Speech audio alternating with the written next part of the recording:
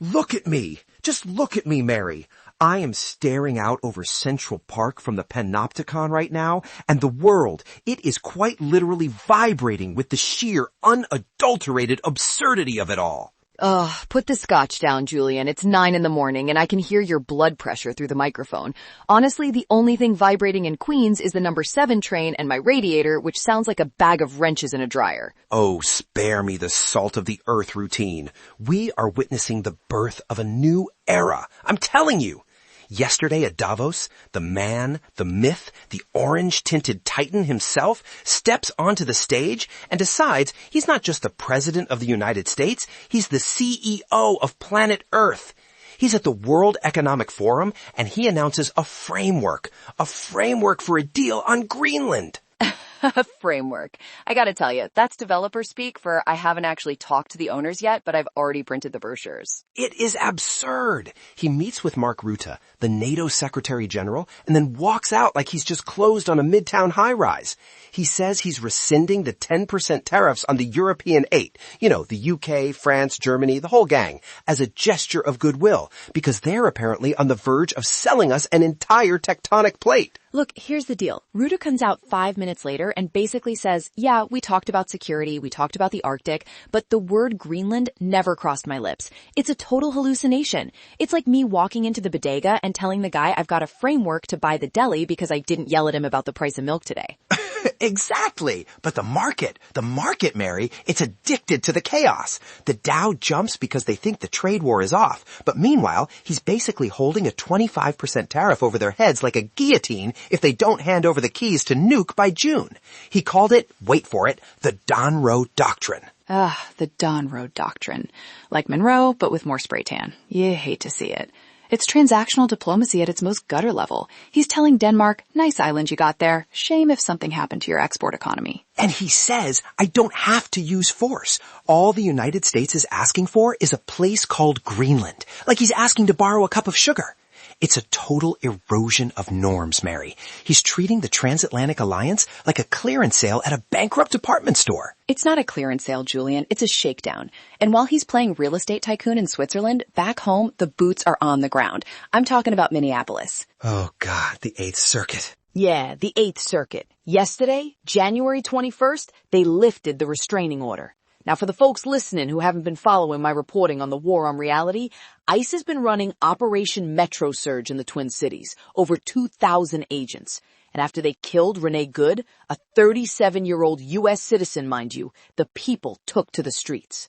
It's horrific, truly. The court basically said, hey, don't let a little thing like the First Amendment get in the way of federal power. They greenlit tear gas and pepper spray against peaceful protesters. They said the lower court hobbled the administration. It's a dark day for the soul of America, Mary. We're moving from a democracy to a fortress state. When the courts start prioritizing the efficiency of federal agents over the safety of citizens, especially after the killing of Renee Good, we've crossed a Rubicon. It's more than a Rubicon, Julian. It's the Deportation-Industrial Complex on steroids. They've got more funding than almost any other agency. And speaking of funding... Wait. Before we get to the budget bloodbath, we have to talk about the theater. The absolute unmitigated gall of the House Oversight Committee yesterday. Oh, brother, here we go. The Clintons. They did it. James Comer actually did it. They voted to hold Bill and Hillary Clinton in criminal contempt of Congress over the Epstein probe. I'm telling you, I've seen some partisan stunts in my day. I've written the scripts for them. But this is a masterpiece of distraction. I gotta tell you, it's a circus where the clowns are also the judges. But Julian, look at the tally. This wasn't just the GOP. That's the twist. That is the beautiful, delicious twist. 9 Democrats joined the vote for Bill, 3 for Hillary. We're talking Summer Lee, Rashida Tlaib, Maxwell Frost. The squad essentially walked into the room and said, you want to play hardball? Let's play. Exactly. They're calling the GOP's bluff. It's not that they love Comer. It's that they're saying no one is above the law. If you're gonna open the Epstein box, open the whole thing. Don't just pick and choose the names you don't like. It's brilliant. It forces the GOP to actually produce something besides headlines. If you hold them in contempt, you have to follow through. But we all know Comer doesn't want the truth. He wants the clip for the evening news. He wants to humiliate the establishment. It's like a high-speed chess match, and the squad just sacrificed a pawn to take the king's rook. Honestly, I think the squad is just tired of the elite shield. My nephew Vector, who, by the way, is currently telling his 3 listeners on the Neural Daily that Epstein's guest list is actually stored on a blockchain in the metaverse, he thinks this is a win for transparency. Vector. God, I love that boy's delusions. He's a paste eater with an internet connection, Julian. But look, the real story isn't the Clintons. That's the shiny object. The real story is the Supreme Court and the Federal Reserve. Trump v. Cook. Right. Yesterday, oral arguments, they're trying to fire Lisa Cook from the Fed, the first black woman on the board. And their cause? An inadvertent mistake on a mortgage application from 5 years ago. It is absurd. They want unreviewable authority to determine cause. If the Supreme Court gives them this, Mary, the Fed becomes just another wing of the West Wing. The independence of the dollar? Gone. Burned. I'm telling you, if the president can fire a Fed governor for a typo on a loan, he can fire them for not lowering interest rates before an election. It's the plumbing of the entire global economy, Julian. If you let the president monkey with the water pressure whenever he wants a headline, the whole system busts. And meanwhile, Mike Johnson is in the corner saying we should start impeaching federal judges who block the administration's agenda. It's a pincer movement. It's a war on independence. The soul of our institutions is under siege. Wait, speaking of the budget, sponsor message time? Absolutely. Look, we talk a lot about systems on this show, but we need to talk about labor. Independent media like this doesn't just manifest out of the ether. It takes real human work to build the infrastructure. We are 100% here because of the vision and the grind of Eric Christensen.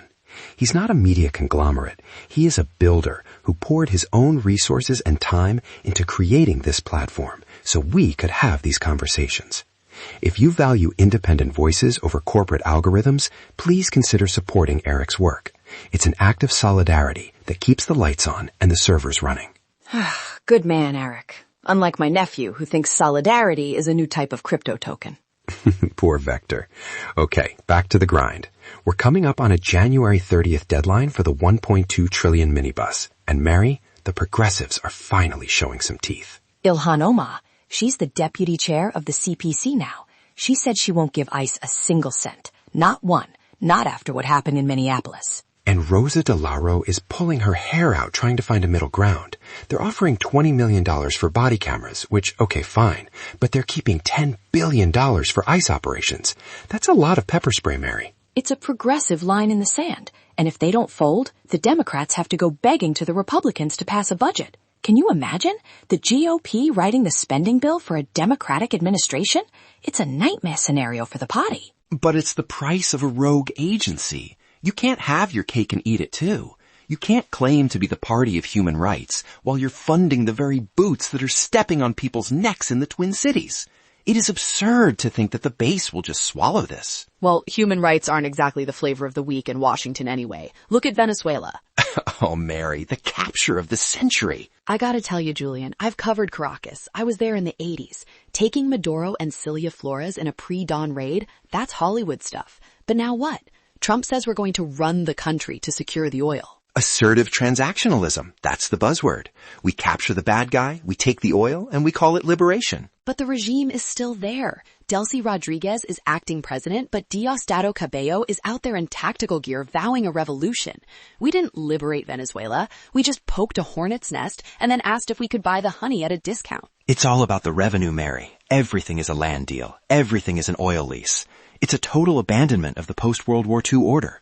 And speaking of land deals, let's talk about home. NY11. Reb Nicole Maliatakis, the last Republican in the city. Not for long. Justice Perlman ruled yesterday that her district, Staten Island and Southern Brooklyn, is unconstitutional. Racial vote dilution. Honestly, it was a gerrymandered mess. They tried to hide the Black and Latino voters to keep the seat red. Now the IRC has until February 6th to redraw it. If they pull in more of Lower Manhattan, Maliatakis is toast. She's finished. I'm telling you. She'll be looking for a job at a think tank by November. It's a huge win for Hakeem Jeffries and the Elias Law Group. But Mary, this theatrical crescendo, we have to talk about the real crisis. The thing that is actually tearing the fabric of our society apart. You're talking about the Mirrorball politics study, aren't you? I am. The 2026 Edwin Trust Barometer is out, and it's a horror show. 70% of Americans, 70%, Mary, won't trust anyone who doesn't share their values. We are living in a society of total insularity. It's the polarization bottleneck. I've been saying this for years. It's like a neighborhood where every house has built a 10-foot wall and nobody remembers what the street looks like. And the catalyst, the cultural mirror of our time, Taylor Swift. Look, I don't listen to the music. It's a bit too produced for a woman who grew up on The Clash, but the data is wild. Resistance to Swift among Republican men is statistically linked to anxieties about women's power in public life. It is absurd. A pop star. She's not a politician. She's a force of nature. But because she represents a self-directed, confident woman, she has become a partisan lightning rod.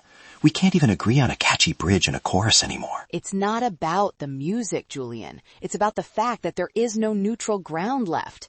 Everything, AI regulation, clean energy, even the frickin' moon launch, is filtered through the lens of, does this person look like me? Do they vote like me?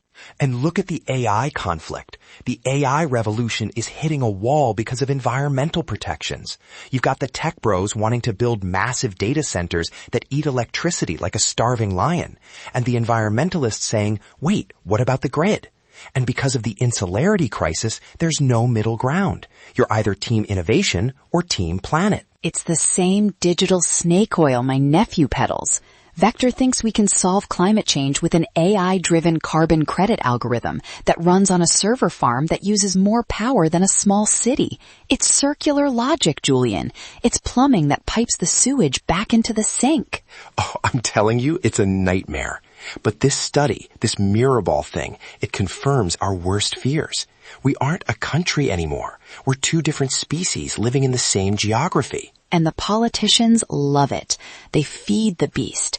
Trump's Greenland nonsense, the ice raids, the contempt votes, it's all red meat for their respective cages. So what do we do, Mary? How do we save the soul of America when the soul is being ripped in half by a pop star and a land deal in the Arctic? We keep talking.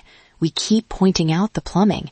We remind people that whether you love Taylor Swift or hate her, you still have to pay the rent and you still need the air to be breathable. Always the pragmatist. Look at me. I want a revolution of the heart, and you want to fix the sump pump. A dry basement is the start of every great civilization, Julian. Trust me. Well, on that note, I think I need another hit of pure oxygen before my next meeting. Or maybe another scotch. Get the oxygen, Julian, and maybe some decaf. Never. We're heading into a midterm cycle. We need to be sharp. We need to be dangerous. All right, folks. That's the state of the world on January 21st, 2026. 1 part real estate fraud, 2 parts judicial overreach, and a sprinkle of pop star-induced existential dread. Honestly, it's just another Wednesday. You hate to see it, but we'll be here anyway. To the barricades. See you at the Union Hall, Julian. And God bless the neural left. Turn off the mic, Julian. You're scaring the pigeons. Look at them fly. They know the truth. Goodbye, everybody.